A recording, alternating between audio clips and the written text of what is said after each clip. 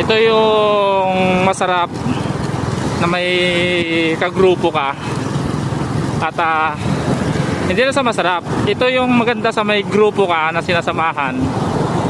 At once na may mangyaring ganito, katulad sa akin, nagkaroon ka ng aberya sa kalsada o saan ka man, at pagka may mga kasamaan ka sa Riders Club, may re-rescue ko sa'yo.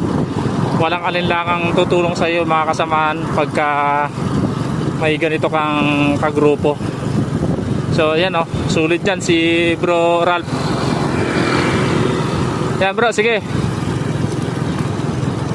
Yan yung diwa ng pagkakapatiran ng isang rider community. Yan. Oo. Dahil malakas yung vibration ng makina natin, mahirap nang tumukod yung ating sigunyal, kaya hindi na natin pinapandar.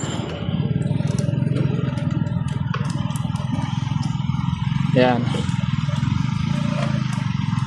Ayan, natak tayo ni Bro Ralph.